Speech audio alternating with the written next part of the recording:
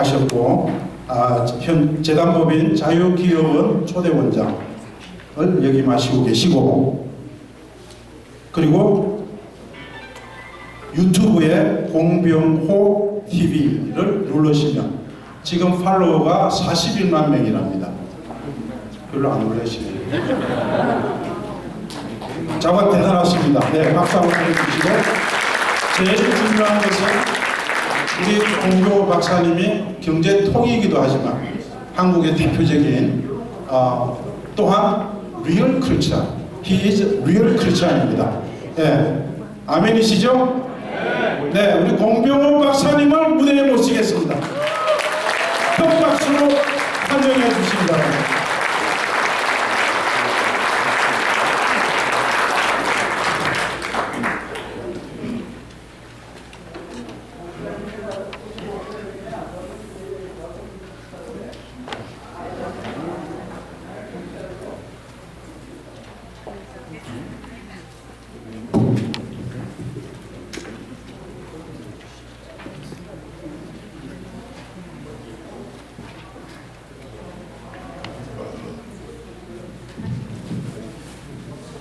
여러분 정말 반갑습니다. 반가우시죠? 네, 찬양하는데 굉장히 눈물이 많이 나오네요. 자, 이제 오늘 여러분 정말 이렇게 미주 한인 CBMC의 소총에 초청해 주셔서 감사합니다. 그리고 또 저희 방송을 예청해 주신 분들이 원근 각지에서 이렇게 찾아주셔서 굉장히 고맙습니다. 아마 제가 눈물이 나온 것은 요즘 이제 한국 상황이 많이 어렵기 때문에 그래서 오늘 강연 있고 그다음에 또 내일은 제가 2부로 나누어서 강연 프로그램을 준비했습니다. 1부는 성경적 경영과 그다음에 한국의 현주소라는 그런 주제로 한국의 현재 문제를 좀 진단하는 그런 성경적 관점에서 접근하는 그런 걸 했고요. 그다음 또 내일은 여러분도 찾아주시면 한국의 미래를 전망하고 숨김의 리더십이라는 두 주제로 약간 이해 잘 들리십니까? 예, 항상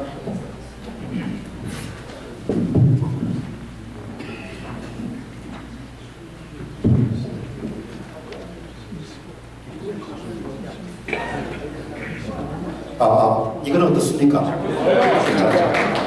네.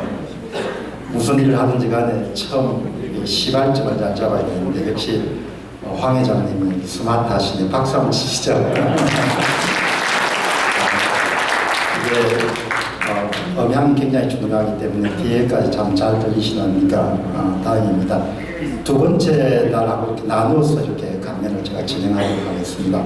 오늘 강연은 정말 리더가 어떻게 해야 될 것인가라는 부분은 이번에 모임을 준비한 CBMC에서 선택한 그런 성경 말씀인 로마서 12장 16절 말씀처럼 그렇게 아주 압권, 우리말로 압권이라고 하죠. 서로 마음을 같이 하며 높은 데 마음을 두지 말고 도리어 낮은 데 처하며 스스로 지혜 있는 체 하지 말라. 아마 이와 같은 성경 말씀대로 살면은 우리가 영적으로 뿐만 아니고 세속적인 의미에서 굉장히 큰 성취를 할 수 있지 않겠나 그런 생각을 하게 됩니다. 제가 이제 PPT에는 없지만 이 대기를 이동하면서 성경적 리더가 무엇인가 그런 질문을 한번 던져봤습니다. 그래서 여러분들이 가능하시면 중요한 내용은 메모를 하시고 그 다음에 오늘 이 방송, 강연은 실시간으로 전 세계 지금 실시간 스트리밍으로 이렇게 서비스가 되고 있으니까 오늘 한번 들으시고 그 다음에 내일 복습하시면은 저 수준을 뛰어넘는 그런 지식으로 무장할 수 있지 않겠느냐 그런 생각을 하게 됩니다. 첫 번째 질문을 제가 성경적 리더가 뭘까 그렇게 질문을 한번 던져봤습니다. 그래서 다른 말로 하면 성경적 리더십의 본질은 뭘까? 여러분 궁금하시죠? 제가 이렇게 그럼 세상적 리더십에 관한 책들은 서점가에 가면 굉장히 많이 나와 있는데 성경적 리더십이 뭘까? 이렇게 제가 질문을 던지니까 한 7가지 이상이 나왔는데 여러분 한번 메모도 하시면서 그렇게 아니면 머리가 좋으신 분들 머리에 입력하시면서 그렇게 한번 들어보시면 좋을 것 같습니다. 제가 던진 질문에 나온 첫 번째 답은 여호와를 경외하는 것이다. 그런 답이 나왔습니다. 네. 여호와를 경외하는 것. 저는 무속이 가장 강한 그런 경상남도 남해안 바닷가 쪽에 성장해가지고 여러 번 그렇게 예수 그리스도를 영접하기 위해서 교회를 들락거렸지만 제가 최종적으로 예수 그리스도를 영접한 것은 50이 넘었습니다.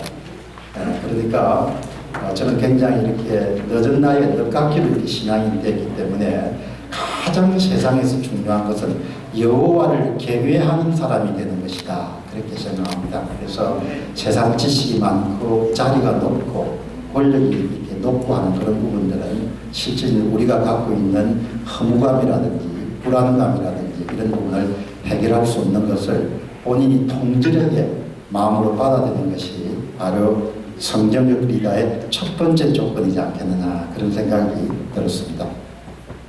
두 번째는 어려울 때나 쉬울 때나 만사에 하나님의 뜻이 있다고 믿는 사람이다. 하나님의 뜻이 항상 어디서나 하나님의 섭리가 있다. 그래서 계획은 인간이 하는 일이지만 결국 이를 되도록 만드는 것은 하나님이다. 이런 부분에 대한 굳건한 믿음을 가진 것이 바로 성경적 리더가 아니겠느냐 그런 생각을 하게 됩니다. 항상 특히 어려움을 당했을 때는 하나님의 뜻이 어디 있을까 이렇게 늘 자신에 묻고 하나님의 뜻을 찾기 위해서 노력하는 리더가 바로 성경 리더가 아니겠느냐 그런 생각을 하게 되고요. 그 다음 이제 역시 여러분 세 번째는 역시 크리스찬 리더들은 수직 계명에 충실한 자, 하나님을 경외하는 자가 되면은 동전의 양면처럼 자연스럽게 수직 계명에 아주 충실한 자의 그런 삶을 살아갈 수가 있죠.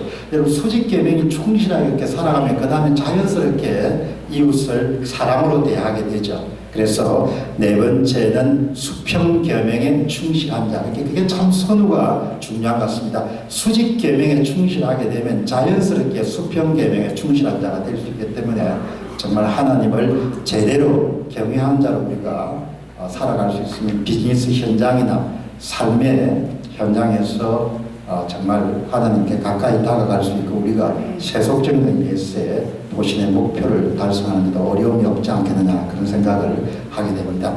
그 다음 이제 다섯 번째는 역시 그와 같은 구비가 되면은 그 다음에 지상 사명에 충실한 자가 되는 것이죠. 자신의 여력이 닿는 한 땅 끝까지 복음이 전파되는데 노력과 힘과 열과 성을 다하는 그런 리더가 바로 성경적 리더가 되지 않겠느냐 그렇게 생각합니다. 그 다음에 이제 여러분 그렇게 되면 여섯 번째 삶의 구비구비마다 성령의 9가지 열매를 누릴 수 있고 체험할 수 있는 자가 될 수 있지 않겠느냐 그런 생각을 하게 됩니다. 그 다음에 이제 지금까지 말씀드린 그 성경적 리더의 조건에 완벽하지는 않지만 부합되도록 우리가 노력하다 보면은 자연스럽게 우리는 7번째로 넘어갈 것 같습니다. 그것은 언제 어디서나 주님이 나에게 원하시는 삶은 어떤 삶인가? 그죠? 그런 질문을 늘 이렇게 던지게 되는 겁니다. 주님이 나에게 원하시는 삶은 어떤 삶이 될 것인가? 아마 첫 번째는 정도를 걷는 삶을 원하실 거라고 이제 어디서나 정도를. 그래서 여러분들도 이제 요즘에는 이렇게 실시간으로 그 소식을 아마 보실 수가 있으실 테니까 최근에 이제 한국에서 있었던 여러 가지 그런 불미스러운 일도 이렇게 보면은 크리스찬의 눈으로 보면은 그것은 옳고 그름의 문제지 않습니까? 그리고 그것은 진짜와 가짜의 문제니까 그것을 우리가 다르게 표현하면 정의의 문제고 진실의 문제죠. 그런 부분들이 많이 둔갑되니까 양식이 있거나 믿음이 있는 분들은 굉장히 힘든 그런 시간을 많이 가졌습니다. 그 다음에 자연스럽게 주님이 나에게 어떤 삶을 원하실까 여러분 그렇게 하면은 자연스럽게 성실해지겠죠. 그렇죠? 자연스럽게. 그리고 매사에 작은 것에 충성할 수 있고 최선을 다하지 않겠습니까? 그리고 어느 장소에서나 자신이 하는 일과 관련해서는 꼬리가 되지 않고 머리가 되도록 그렇게 노력을 하겠죠. 이런 부분들이 자연스럽게 성경적 리더로서 노력하는 분들한테는 그런 부분들이 함께 하지 않겠느냐 그렇게 생각이 됩니다. 어떻든 여러분들이 지금 말씀드렸던 그런 몇 가지의 원칙들이 아마 여러분 삶과 함께 하시는 그런 시간들이 계속 되실 수 있도록 그렇게 노력하고 또 헌신하고 그렇게 하는 부분들이 성경 리더에 아주 충실한 삶을 살아가는 사람들의 조건이자 자세이지 않겠느냐 그렇게 제가 간단하게 첫 문장을 시작하도록 하겠습니다. 그 다음에 이제 오늘 이제 우리가 항상 유튜브라든지 아니면은 요즘에는 뭐 미주중앙일보라든지 미주조선일보 같은 그런 신문들이 워낙 잘 나오기 때문에 아마 여러분들이 서울 시민들보다 훨씬 더 정확하게 또 상세하게 서울 소식을 또 잘 알고 계시기 때문에 제가 오늘 우리나라의 현 주소를 좀 바라보는 시각을 한번 전체적으로 정리하는 그런 시간을 갖도록 그렇게 하겠습니다. 그래서 혹시 여러분 들으시면서 여러분이 평소에 갖고 계시는 그런 생각하고 좀 다르시면은 제가 주장하는 것은 어떤 신념이 아니고 일종의 가설이라고 생각하시고 저거는 권 박사가 저런 생각을 갖고 있구나 그러면 내가 평소에 갖고 있는 생각하고 다른 점은 뭐고 또 비슷한 점은 뭔가 이렇게 비교해 가시면서 오늘 아마 강의를 들어주시면은 오늘 대단히 먼 길에서 오신 분일수록 더 보람찬 그런 시간이 되지 않겠느냐 그렇게 생각합니다. 우리나라가 굉장히 어렵습니다. 한국이. 그러면 왜 어렵냐? 여러분들, 저는 이 한국에서 강북도를 달리거나 아니면 올림픽대로를 달리면 석양이 뜰 때나 아니면 아침에 해가 떠오를 때 참 저는 마음속으로 그런 생각을 많이 하거든요. 정말 나라를 반듯하게 만들어냈구나. 그리고 항상 저 입에서 나오는 것은 좀 더 잘 될 수 있는 나라인데 그런 생각이 너무너무 많이 들거든요. 그러니까 집사람이 주로 운전을 하기 때문에 집사람은 항상 저한테 가장 잘 듣는 말이 뭔고 하니까 더 잘 될 수 있는 나라인데 그런 이야기를 내가 항상 옆에 가면서 하는 이야기를 듣습니다. 그럼 왜 안 될까? 우리가 어떤 현상을 볼 때 핵심을 정확하게 이해하는 게 좋을 것 같습니다. 여러분 그거는 블룸버그 통신이 2019년 7월 19일 날 오피니언 섹션 그거를 조금만 보시죠. 7월 19일 날 블룸버그 통신이 괜찮습니다.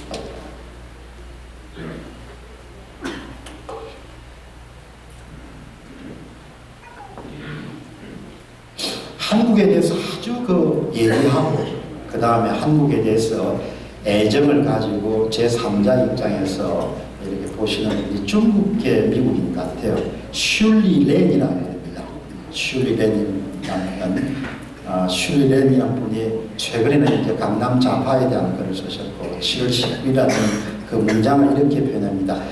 문재인 대통령의 사회주의적 실험이 딱 그렇게 표현했습니다. 사회주의라고 표현하지 않고 사회주의적 실험이 한때 활기가 넘쳤던 한국 경제의 야성, 영어로 애니멀 스피릿이라는 용어를 씁니다. 야성을 앗아갔다. 그래서 영어로 보니까 SAP를 썼습니다. SAP. 그것을 찾아보니까 이렇게 그냥 훑어가다, 앗아가다 그런 표현인 거죠. 그래서 어쩜 이렇게 착하게 한국 문제를 이렇게 우리보다 더 정확하게 이렇게 표현하실까? 사회주의적 실험이 한국 사회의 야성이라는 것은 기업가 정신이란 모든 활력의 야성에서 나오지 않습니까? 야성을 애니멀 스피릿을 앗아갔다. 원래 있던 것을 빼앗아갔다는 이런 이야기죠. 그 문장이 아마 가장 한국 문제를 정확하게 표현할 수 있지 않겠느냐 그렇게 생각합니다. 그러니까 쉽게 이야기하면 정책 실패가 큰 부분을 차지한다 이렇게 보시면은 정확한 진단이 아니겠느냐 그렇게 생각합니다. 그러면은 공 박사 그러면 그 정책 실패가 왜 발생하느냐? 이제 이 유튜브나 이런 방송에서도 늘 뉴스를 전하시는 분들은 그냥 사실만 계속 이렇게 전하지 않습니까? 뒤는 보지 않고. 근데 저는 본래 경제학을 공부를 한 사람이기 때문에 항상 사실이 발생하면 뒤가 뭔지, 그 근본 원인이 뭔지, 그 다음에 항상 앞이 어떻게 될 건지를 생각해 보지 않습니까? 그러면 그 근본 원인이 뭐냐는 부분을 여러분에게 오늘 명쾌하게 한번 말씀을 드릴 테니까 잘 귀담아 들으셔서 이 부분은 항상 머릿속에 두시면 한국 문제를 이해하시는 데 크게 도움이 되지 않겠냐 그렇게 생각합니다. 우리는 1960년에 경제성장을 이렇게 향한 전진을 시작하고부터 2016년까지는 우열은 있었습니다. 좀 덜할 때도 있고 더할 때도 있었지만 한국은 자유주의의 길을 달려왔습니다. 자유주의의 길을. 그 자유주의란 길은 우리가 흔히 이야기하는 자유시장경제 곱하기 자유민주주의 체제라는 그 체제 위에 그 다음에 개인에게는 좀 더 많은 경제적 자유를 그리고 경제적 자유라는 것은 개인에게 좀 더 많은 선택할 수 있는 자유를 군부 독재 시대에도 불구하고 계속 경제적 자유를 확장하는 쪽으로 우리나라가 나아왔습니다. 참 여러분들 한국은 요즘에 뭐라 하지만 정말 고마운 것은 한국사를 공부해보면 1950년대, 1960년대에 그 당시에 인도라든지 중남미 국가라든지 아프리카 국가라든지 이런 아시아 국가의 대부분 필리핀을 포함해서 어디를 향해 갔습니까? 대부분이 자유주의하고 반대되는 길을 갔거든요. 그래서 정부가 뭔가를 더 많이 하는 그런 계획을 숭상하는 쪽으로 다 달려갔는데 그 당시 우리가 지도자를 잘 만든 겁니다. 박정희라는 사람이 정치적으로 상당히 억압적인 정책을 썼지만 경제적으로는 계속 경제적 자유를 확장하는 쪽을 쓴 겁니다. 그리고 일본 기술을 이용했고 그때나 그 고한말 때나 그 다음에 해방 때나 아니면 1960년대나 미국이 엄청나게 큰 시장을 제공한 겁니다. 그러니까 절대 우리나라는 일본과 미국을 멀리해서는 안 되는 거죠. 그런 자유주의의 길을 달려왔기 때문에 짧은 기간에 인류사에 보기 힘들 정도의 그런 고성장을 했고 물질적으로 굉장히 풍요로워졌죠. 자유주의 길을 달려옵니다. 그러면 2017년부터는 어떤 변화가 일어나느냐? 큰 변화가 일어났죠. 그걸 보통 사람들은 알아차릴 수 없습니다. 왜? 늘 하루하루가 바쁘기 때문에 그 밑에 근본적인 변화가 현상 밑을 봐야 되나 밑에 어떤 변화가 일어나는지 우리가 볼 수 있어야 되죠. 밑에 어떤 변화가 있습니까 하니까 이념상의 큰 변화가 일어났습니다. 지향점, 목적지. 그 16년까지는 자유주의의 길을 가려왔고 그런데 그 이후로는 뭔가 하니까 두 가지 이념이 지배층, 지배 세력들이 갖고 있는 그런 이념이 자유주의를 대체했다고 이야기를 안 합니다. 그분들은. 그러나 그분들이 갖고 있는 생각이 두 가지인데 여러분 하나는 꼭 머릿속에 집어넣으세요. 자주적 민족주의입니다. 자주적 민족주의. 거기서 여러분 뭐가 나오는 거 하니까 친북이 나오는 겁니다. 우리끼리가 나오는 거죠. 거기서 뭐가 나오는 거 하니까 반일이 나오는 겁니다. 자주적 민족주의가 크게 운동권 출신했던 그런 정치인들의 머릿속을 장악하고 있는 겁니다. 그러니까 일본하고 물론 무슨 문제냐? 오히려 우리끼리 잘하면 되지 이런 생각이 나오는 거죠. 두 번째는 뭔가 하니까 민주주의라는 개념이 나오는 거죠. 그게 좀 감하면 앞에다가 준자로 붙이면 되겠죠. 민주주의. 그래서 다른 말로 하면 자본주의 체제, 자유시장의 체제의 모순을 분배 문제를 해결하기 위해서 민중 중심의 체제를 구축한다 이런 게 나오는 거죠. 거기서 관이 더 깊이 개입하는 그런 정부의 규모를 키우고 관에 깊이 있게 개입하는 그런 정책이나 제도가 어디서 나옵니까? 사상에서 나오는 거죠. 이념에서 나오는 겁니다. 이번에 이제 물러난 조국 씨 같은 경우는 1993년도 그분이 이제 버클리에서 공부를 마치시고 오셔가지고 아마 1993년이면 울산대학교에 아마 전임 강사나 하실 텐데 그때 그분이 쓰신 논문에 보면 그런 이야기가 나오지 않습니까? 민중이 법을 대체할 수 있다 이런 이야기가 나오는 거죠. 거기서 또 자주 하는 것이 촛불혁명이라든지 직접민주주의라는 이야기. 자유민주주의 체제는 대의민주주의지 않습니까? 사람들이 선거를 통해서 선출직 공직자를 뽑고 그분들이 국회나 의회를 통해 가지고 문제를 해결하는 방식을 선택하는 거죠. 그러니까 생각이 많이 다른 겁니다. 사상도 많이 다르고 이념도 다르고. 그러니까 여러분 한번 생각해 보시죠. 오늘 이게 실시간으로 다 중계되기 때문에 제가 약간 이 언어 사용을 이렇게 잘 마사지를 해가지고 이야기해야 하죠. 옛날 같으면 그냥 말하고 들어가면 괜찮은데 지금 실시간으로 준비해야 될 거니까 2018년 3월 달에 조국 씨가 민정수석으로 있을 때 그때 여당이 헌법 개정안을 만들었습니다. 헌법 개정안을 보면 헌법에서 가장 중요한 것이 헌법 정문이 있지 않습니까? 헌법 1조, 2조 이렇게 되죠. 그 헌법 정문에 우리나라는 자유민주주의 체제를 지향하자는 그때 무슨 이야기가 나왔습니까? 자유를 뺀다는 이야기가 나왔지 않습니까? 그래서 아주 혼란스럽죠. 사람들이 반대하고. 그러니까 보통 한국에 건강한 양식을 갖고 자기 생각을 반듯하게 할 수 있는 크리스찬으로서 너무나 충격적인 거예요. 그럼 자유민주주의가 아니면 인민민주주의도 될 수 있고 대중민주주의도 될 수 있고 군중민주주의, 오만민주주의가 다 들어갈 수 있는 거죠. 뭐 그냥 그거는 다 검색을 해보면 다 나오는 거죠. 그러니까 오늘날 한국의 큰 이런 어려움이라는 것은 앞에서 슐리렌이 이렇게 이야기했던 사회적 실험이라는 것은 정책인데 그 정책의 바닥에는 지배 세력들, 권력을 장악하는 데 성공하신 분들이 갖고 있는 생각이 자유주의의 길이 아니고 바로 자주적 민족주의의 길 그리고 민족민주주의. 그러니까 거기서 뭐가 나옵니까? 낮은 연방제 같은 게 나오는 겁니다.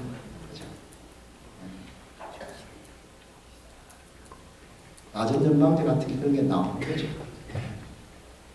2018년도에 미국이 브레이크를 걸거나 그렇지 않았으면 그 당시 분위기가 얼마나 그냥 정신없이 흘러갔습니까? 지방선거에서 압승을 거두고 그 다음에 곧바로 전쟁이 끝났다. 평화의 시대가 도래왔다. 정부가 막대한 이런 비용을 들여서 온라인에 광고를 막 때린 거 아니에요. 지금도 유튜브 광고를 많이 하죠. 그 광고란 것이 평화의 시대가 왔습니까? 뭐가 평화의 시대가 왔습니까? 그래서 그냥 지방선거를 압승했지 않습니까?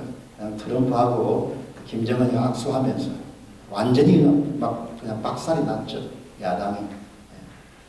그 다음에 뭘 주장했습니까? 정전에서 종전으로 가자는 거죠. 그 다음 종전에서 다음에 단계가 평화협정인 거죠. 그 사상의 모든 밑바닥에는 소위 민중민주주의라는 그런 개념이 깔려있다. 그렇게 생각합니다. 그러나 워낙 이제 그분들은 오랫동안 운동을 해왔기 때문에 대중들을 조작하거나 선전하거나 선동하는 것은 주전공이죠. 돈을 벌어오는 경험은 안 계시지만. 그러니까 그분들이 기본적으로 대중을 그렇게 이미지나 이런 걸 조작하면 잘하지 않습니까? 그래서 그냥 넘어갈 뻔했죠. 그러나 정말 불안했죠. 저는 단 한 번도 작가로서 정치적인 문제를 하거나 기도를 하면서 그렇게 나라 걱정을 하는 그런 기도는 지금까지 해본 적이 없는 것 같습니다. 왜? 나라는 최소한 청와대에서 다 지켜준다고 생각했기 때문에.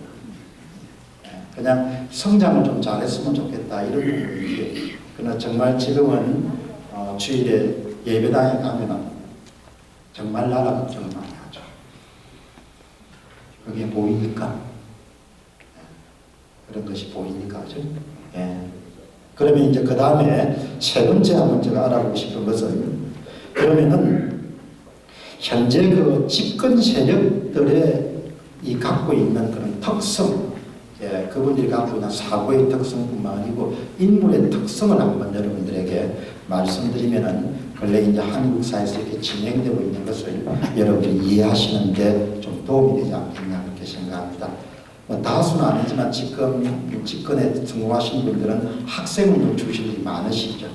예, 그리고 그 학생운동들이 이제 전반적인 나라를 끌어가는데 이념을 제공하거나 정책을 만드는 그렇게 기여합니다. 그분들은 경제활동을 해본 경험이 없습니다. 돈을 벌어본 경험. 자기 힘으로 작은 거라도 만들어 본 경험이 없는 거예요. 그래서 그걸 잘 부시는 겁니다. 여러분 아시지 않습니까? 자기 일생을 통해서 작은 거라도 성취해 본 사람은 타인에 대한 긍휼과 타인에 대한 존경심이 있지 않습니까? 남이 만들어 온 거에 대해서. 리스펙트는 어디서 생깁니까? 그 사람의 고난이라는 부분은 그걸 만들어내기 위해서. 여러분 지금 현대자동차가 이렇게 미국 도로를 많이 다지만 저는 이 경제학자로서 현대자동차가 국산화하는 과정을 보면 눈물을 흘릴 정도로 그런 처절한 노력이 있었기 때문에 대부분 부품이 국산화된 거란 말이에요. 그렇게 다른 사람이 만들어 온 거, 이승만이라는 사람이 기여한 거, 박정희라는 사람이 기여한 거, 산업화 시대 기업가들이 기여한 것이 별로 안 보이는 거죠. 해본 적이 없으니까. 그분들도 나무랄 수 없는 것 같아요. 그 다음에 여러분들 보시다시피 그분들 가운데 거의 단 한 명도 젊은 날에 미국서 공부를 하거나 미국을 체험할 경험이 없는 거예요. 여러분 그 젊은 날에 미국과 접촉할 수 있는 굉장한 그런 변화를 느끼는 거죠. 평생 미국이라는 부분을 이해하려고 노력하는 거예요. 때로는 우습게 보는 거죠. 이 큰 사회, 이 사회의 힘이라는 걸 알지 않습니까? 우습우습 다니고 그런 경험이 전혀 없는 거예요. 그런데 끊임없이 한미관계가 삐끗거리고 잘 모르니까 그러면은 제가 그분들이 갖고 있는 특성을 한번 분리를 해보니까 첫 번째는 정치 권력을 장악하는 데 대해서 굉장히 이렇게 강력한 욕망을 갖고 있어요. 정치 권력을 장악하기 위해서는 필요하다면 도구나 수단이 좀 불법적인 것보다 다 합법화되는 겁니다. 목표 달성에 도움이 되면. 그런 게 이제 우리 사회에서 지금 많이 일어나고 있는 거죠. 목표 달성에 도움이 될 수 있으면 다 옳은 겁니다. 목표 달성에 도움이 안 되는 것보다 다 안 좋은 겁니다. 그래서 선악 개념이 다른 거예요. 선과 악을 바라보는 거. 정의와 부정의를 바라보는 거. 여러분 이번에 조국시 났을 때 황석영 씨 같은 사람이 조국시 옹호하는 거 한번 보세요. 공지영 씨는 이해할 수 있죠. 그건 586 세대니까 이해할 수 있지만 잘못된 거죠. 조정래 씨 같으신 분이 옹호하는 거 한번 보세요. 그죠? 아마 제가 했던 유튜브 방송 가운데 조국 옹호, 조정래의 정신세계, 유시민의 정신세계 그렇게 하도 답답해서 이렇게 이야기하는 거죠. 선악 개념이 없는 거예요. 크리스찬은 어떻습니까? 성수의 기본을 두고 공의, 의에 대한 개념이 매락하지 않습니까? 저거는 악이고 저거는 선이고, 그죠? 상대주의가 아무리 세상을 여러분 휘몰아치더라도 크리스찬은 리얼 크리스찬은 뭡니까? 악과 선에 여러분 지금 대한민국의 10월 3일날 광화문 집회와 10월 9일 여러분 광화문 집회 10월 20일 광화문 집회는 여러분 뭐라고 보십니까? 어둠과 빛의 대결입니다. 선과 악의 대결입니다.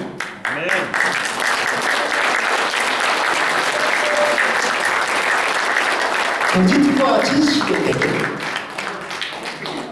그거는 그냥 누가 뭐 하라는 요구가 아니고 그것은 그야말로 어두운 세력과 빛의 세력의 대결이고 사악한 세력과 순수한 세력의 대결입니다. 여러분 10월 3일 10월 현장을 나오면 가장 누가 많이 나온 줄 아십니까? 어머니들이 가장 많이 나왔습니다. 아이를 좀 다 키우시는 어머니들이 가장 많이 나왔습니다. 막 대구, 포항 다 그분들 나옵니다. 남자도 훨씬 여자는 뭡니까? 아는 거죠. 본능적으로. 여자가 민감하지 않습니까? 동물적이지 않습니까? 이래 안 되겠다 이렇게 나가는 거죠. 성공하게 되는 거죠. 그래서 아마 제가 볼 때는 제가 이 주관적인 바람이 아니고 조국 씨가 물러나는 거가 시작이지 않겠냐 그렇게 봅니다. 끝이 아니고 사람들이 이제 알아보는 겁니다. 아 이래서 안 되겠구나. 저렇게 가면 안 되겠구나.